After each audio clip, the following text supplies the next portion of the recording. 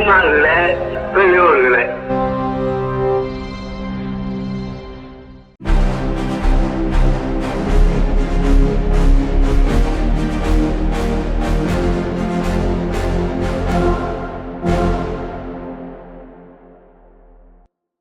அனைவருக்கும் வணக்கம். இன்றைய விடுதலை பார்வைக்கு அன்போடு வரவேற்கிறோம். தோழர் விடுதலை வந்திருக்குது. ஆமாம், சொல்லுங்கள் தோழர். இன்றைக்கி உலக தாய்மொழி தினம். ஆமாம். அதை ஒட்டி என்னுடைய தலைவர் அவர்கள் ஒரு முக்கியமான அறிக்கை வெளியிட்டிருக்கிறார். சமஸ்கிருத பண்பாட்டு படையெடுப்பை முறியடிப்போம், இதுவே உலக தாய்மொழி நாளில் நமது உறுதிமொழி அப்படின்னு சொல்லி எழுதியிருக்கிறார். ரொம்ப உலக தாய்மொழி நாளில் ரொம்ப முக்கியமாக நாம் கவனிக்க வேண்டியது இப்போ இதில் எட்டாம் பக்கத்தில் கூட ஒரு சின்ன பெட்டி செய்தி. அதாவது ஜெகதீப் கன்வர் நம்முடைய துணை குடியரசுத் தலைவர் ஒன்று சொல்லியிருக்காரு, எந்த ஒரு பண்பாட்டையும் அழிக்கிறதுக்கு முதல்ல அந்த மொழியை அழிக்கணும், இப்போ தான் அதை அறிவுப்படுத்த முடியும்னு. அதைத்தான் தொடர்ந்து வடவர்கள் ஆரியர்கள் ஒவ்வொரு தேசிய மொழிவழி தேசிய இனத்தின் மீதும் ஆதிக்கம் செலுத்துகிறார்கள். அந்த அடிப்படையில் தான் சமஸ்கிருத அந்த பண்பாட்டு படையெடுப்பு இந்தியா முழுவதும் அவர்கள் செய்கிறார்கள். அந்த அடிப்படையில் தமிழை திருப்பி திணிக்க முயற்சி செய்கிறார்கள். அதை எதிர்த்து அதை முறியடிப்பது தான் நம்முடைய அந்த உலக தாய்மொழி நாள் உறுதிமொழி என்று தெரிவித்திருக்கிறார். இதில் மக்களுடைய குரலை கேட்காமல் அதிகார தோணி நடந்துள்ள தமிழ்நாட்டின் எழுச்சி எத்தகையது என்பதை இந்த வரலாற்றை ஒன்றிய பாஜக அரசு பார்க்க வேண்டும் என்று எச்சரிக்க விரும்புகிறோம் அப்படின்னு சொல்லியிருக்காரு.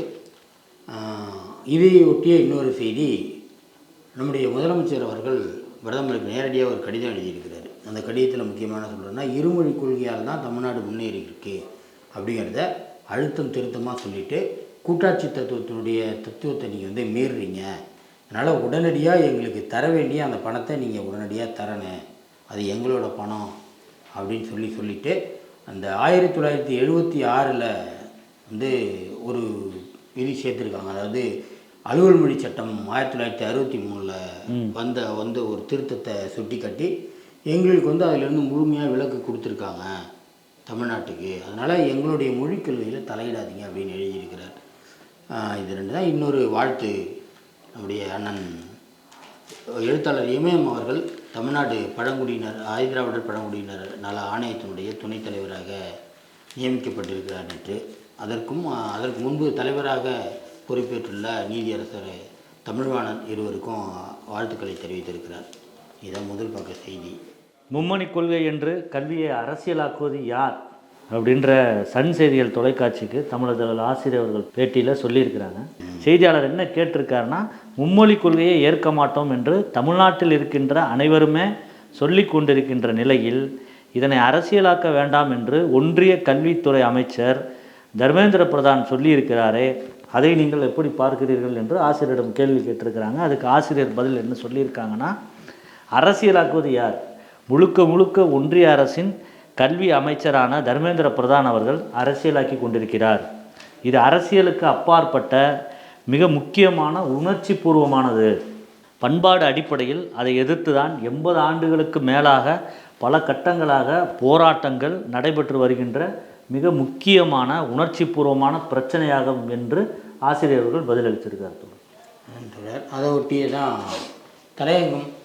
அது ரொம்ப முக்கியமான 23ஆம் தேதி மாலை நடைபெறுகின்ற ஆர்ப்பாட்டத்தை ஒட்டி தான் தலையங்கம் எழுதியிருக்காரு. 23ஆம் தேதி அறவழி ஆர்ப்பாட்டம், பொங்கி எழுதிய தோழர்களே அப்படின்னு. என்னென்னா, மாநில பேரிடர் நிதியிலிருந்து நடப்பாண்டில் தமிழ்நாட்டுக்கு ஒன்றிய அரசு ₹1 கூட ஒதுக்கலை அப்படிங்கிற செய்தியை நாடாளுமன்றத்தில் உள்துறை இணையமைச்சர் நித்யானந்த ராய் சொன்ன பதிலிருந்து இது அம்பலமாகிருக்கு. அதுதான் விரிவாக எழுதி தமிழ்நாட்டிலிருந்து நேரடியாக 6.25 லட்சம் கோடி ரூபா நேரடி வரியாக ஒன்றிய அரசு வசூல் பண்ணுது, அதை பிரித்து கொடுங்கன்னு தான் நாங்கள் கேட்குறோம் அப்படின்னு சொல்லி விரிவாக இன்னும் பல்வேறு புள்ளி விவரங்களோடு எழுதி, இந்த நிலை நீடித்தால் தமிழ்நாட்டை ஒரு பொருட்டாக மதிக்கவில்லை என்ற பொது கருத்து உருவாயிடும், அப்புறம் கட்சிகளை கடந்து மாணவர்கள் கிளர்ச்சியில் ஈடுபட்டால் அதுக்கு எல்லையே இல்லை, அதனுடைய விளைவுக்கு எல்லையே இல்லை. எனவே ஒருங்கிணைந்த பள்ளி கல்வி திட்டத்தின் கீழ் கொடுக்க வேண்டிய அந்த தொகையை உடனடியாக கொடுக்கணும் அப்படின்னு சொல்லி தான் இந்த ஆர்ப்பாட்டம் நடக்குது. அதை ஒட்டி தான் தலையங்கம். முழுமையாக வாசகர்கள் தலையங்கத்தை படித்து பரப்ப வேண்டும். கும்பமேளா நீரை முதலமைச்சர் ஆதித்யா குடிப்பாரா அப்படின்ற செய்தி. ஆமாம், இந்த கும்பமேளா பிரக்யாராஜ் நகரில் வந்துக்கிட்டு இருக்குது. அங்கே பார்த்திங்கன்னா வர 26 அடுத்த வாரம் அது முடிவுக்கு வருது. ஏறக்குறைய இப்போ வரைக்கும் ஒரு 56 கோடி பேர் வந்து அந்த திரிவேணி சங்கமத்தில் நீராடி இருக்கிறாங்க அப்படின்னு சொல்கிறாங்க. இந்த திரிவேணி சங்கமத்தில் பல இடங்களில் ஓடும் நீரில் கோலிஃபார்ம் என்ற பாக்டீரியா காணப்படுகிறது. இந்த நீர் முன்னாடி இந்த நீர் குளிப்பதற்கான முதன்மை தரத்துடன் ஒத்துப்போகவில்லை என்று தேசிய பசுமை தீர்ப்பாயத்தில் ஒன்றிய அரசு மாசு கட்டுப்பாட்டு வாரியம் வந்து தெரிவித்துள்ளது. இதை சுட்டிக்காட்டி ஊபி அரசை எதிர்க்கட்சிகள் பலமாக கேள்வி எழுப்பிக்கிட்டு இருக்கிறாங்க. இந்த நிலையில தான் ஊபி சட்டமன்றத்தில் வந்து நேற்று பேசின முதலமைச்சர் யோகி ஆதித்யநாத் என்ன சொல்கிறாருன்னா, திரிவேணி சங்கமம் நீர் புனித நீராடுவதற்கு உகந்தது, அதில் பாக்டீரியா கலந்திருப்பதாக அடிப்படை ஆதாரமற்ற குற்றச்சாட்டை கூறி மகா கும்பமேளாவை சிறுமைப்படுத்த சிலர் விஷம பிரச்சாரம் செய்கிறார்கள். சனாதன தர்மத்திற்கு எதிராக சிலர் போலி வீடியோக்களை சமூக வலைதளங்களில் பகிர்ந்து வருகின்றனர் அப்படின்னு சொல்லி அவர் விளக்கம் கொடுத்துருக்கிறாரு. இந்த நிலையில தான் பொது இடத்தில் வைத்து கும்பமேளா நடைபெறும் திரிவேணி சங்கமத்தில் இருந்து நீரை எடுத்து யோகி ஆதித்யாவும் அவரது அமைச்சர்களும் குடிக்க வேண்டும் என்று பிரசாந்த் பூஷன் சவால் விடுத்திருக்கிறார். ஆமாம். அப்புறம் அடுத்த செய்தி 8ஆம் பக்கத்தில் ஒரு முக்கியமான செய்தி இருக்குது.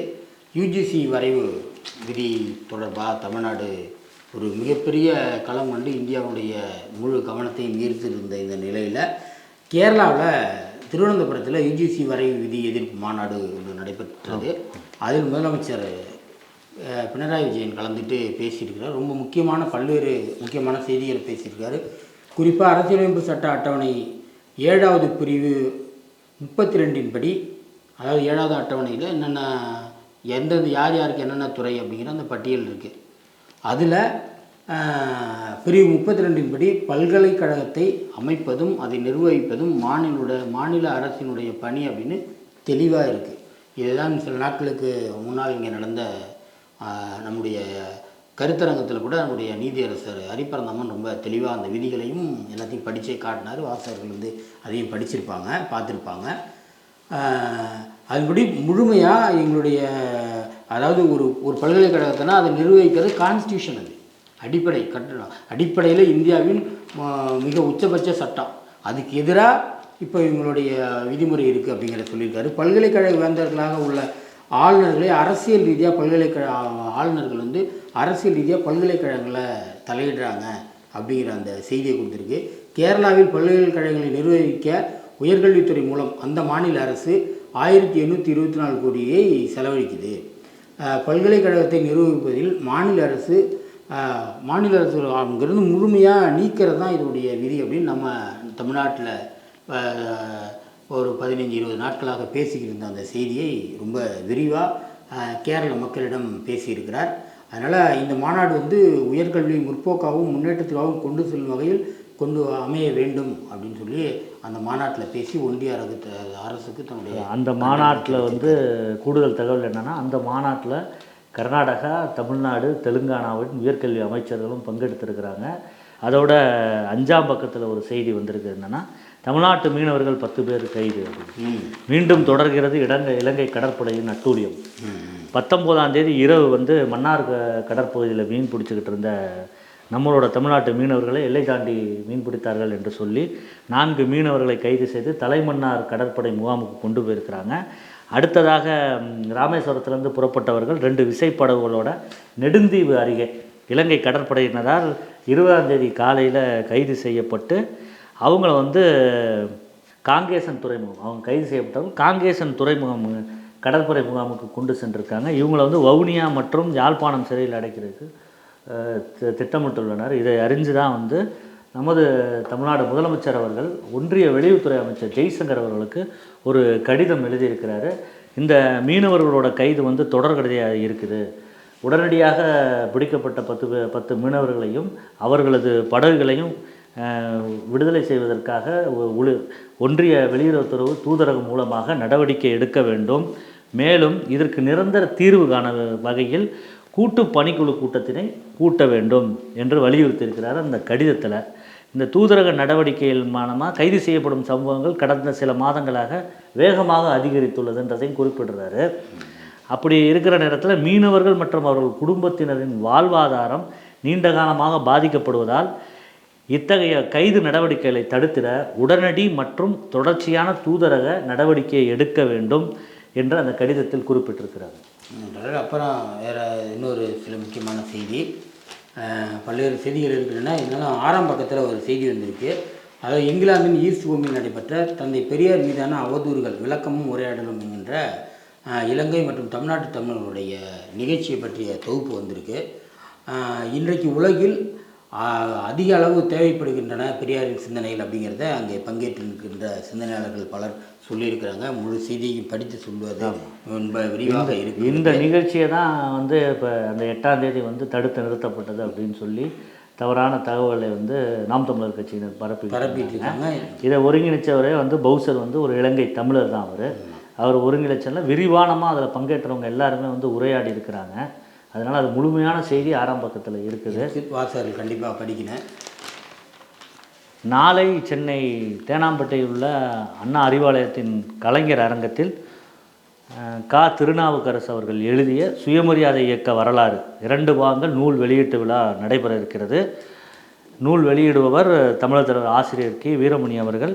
முதற்படியை பெற்றுக்கொண்டு சிறப்புரை ஆற்றுபவர் திமுகவின் துணை பொதுச் செயலாளர் நாடாளுமன்ற உறுப்பினர் ராசா அவர்கள். மேலும் ஆய்வுரை நிகழ்த்துபவர்கள் திராவிட இயக்க தமிழர் பேரவையின் பொதுச் செயலாளர் சுபவீர பாண்டியன், திமுக கழகத்தின் தலைமை செய்தி தொடர்பாளர் TKS இளங்கோவன், திராவிட முன்னேற்ற கழக மாணவர் அணியின் செயலாளர் சட்டமன்ற உறுப்பினர் எழிலரசன் அவர்கள், திராவிடர் கழகத்தின் பிரச்சார செயலாளர் வழக்குரைஞர் அருள்மொழி அவர்கள்.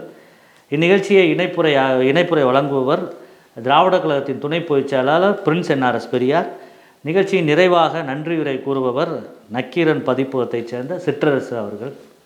இன்னும் ஏராளமான செய்திகள் பக்கத்துக்கு பக்கம் இருக்கின்றன. வாசகர்கள் அனைத்தையும் படிக்க வேண்டும், பரப்ப வேண்டும். உரத்து சிந்திப்போம், புதிய உலகை படைப்போம். நன்றி.